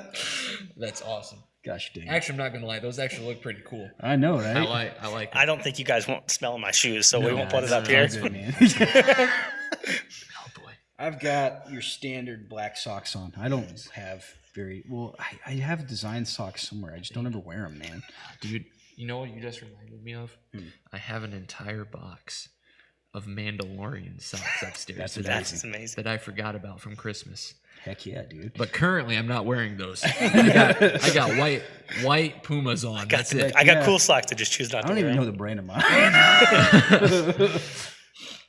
Oh gosh, That's my life, Shark Alex. Is socks just are crazy awesome. socks. Yes. James. Thanks for chipping in, James. Is that- you've been saying a lot of cool stuff? That might be. I could be wrong, James. I'm sorry if I'm wrong, but that might be Jimothy. Is it? It might be. I'm not sure. It just That's might. awesome if It it just is. might be Jimothy. If it is, it's awesome. But cool. Oh boy. Oh boy, I want to know now. Yeah. Interesting stuff. She's responding to the 1948 comment by Trent. 48. Yeah. James said you're correct. Hey. It is. Nice. It is Jimothy. That's awesome. Hey, thanks for hopping on, Jimothy. Appreciate Yeah. you, man. Thanks, And man. Jane is roasting you right now, Blake, by the way. You have Mando socks and you don't wear them to Real Talk. Listen, okay? I'm sorry. There's Grogu socks, Mandalorian socks. I think I've worn like the Rebel Alliance ones a few times, but it's a whole pack of them. I forgot about them, but I'm going to start wearing them every Thursday now. Just There were, because of man, this. when we were on top of the world for a minute at Real This was Talk Live, people used to send us socks. I don't know if you guys Yes, remember this. yes. People used to send us socks to wear, man. Yep. Wild One times. of the greatest Christmas gifts I ever got in my entire life was a sock subscription. Yes. You remember this? I remember you talking about this. I would get a pair of like awesome socks every month for an entire year. That's It awesome. was like every month when they would come in, it was like Christmas. Willie's job is in truth here. Okay. No one knows when Jesus will come for his church. They call that the rapture. When that happens, that's a pretty good sign that the end is coming. Yeah. That, I Right, mean, Willie. yeah. Yep. Thank you. Jane's Please not wear letting cool go. socks. She's calling She's you out. yeah. Dang, roasted. But all right, awesome. It has been a good show. John Absolutely. said it, you guys, and that's thanks to you guys too for bringing up those cool topics. Yep. Yeah, But man. yeah, AJ, you got anything? Hey, thank you guys so much for tuning in to Real Talk Live tonight. It's been a blast. Just thank you guys so much. You know, you guys are the reason why we do this. This is community time, by the way. This is a form of community. You know, so you know, if you're one of those people that have a hard, you know, if you know anybody that has a hard time getting into church, or maybe you know they've been hurt by the church, or you know they need some sort of introductory into church again, invite them on to Real Talk Live. It's a great place to come in and just you know chip in, and you don't have to say anything. You can just sit back and watch, and you're still getting something from it. So invite your friends, invite those people that you think could benefit from it. Other than that, you guys are awesome. I love you. Thank you. And Norm, thanks for coming on, man. Absolutely. Thanks for having Yeah, me. thanks for coming on, Norman. It's been a blast, dude. I You always enjoyed it. provide fun stuff and cool shark socks. That's right. Always. That's right. But like AJ said, this is cool community time. And this show, you know, is sponsored by the Remnant Church in Columbia City. So come check us out. Services are Sundays at 11. And we do something special afterwards. We do a free meal. Free meal. Free Love community food. meal. Remember we talked about community? Huh? Community, Huh? hey. So free community meal afterwards. Come and just hang out. We'd love to meet you guys. We hope this reaches you guys. And you know, everything here at the end of the day, just remember that like Jesus loves you. He was a real man and he lived a perfect life and he died to take your place for the things that we deserve. But God loves you so much and he wants a relationship with you so much that he was willing to do that. So thank you guys so much for hopping on tonight. We love you. God loves you. Have a good week, and God bless you guys. Yeah. Freaking.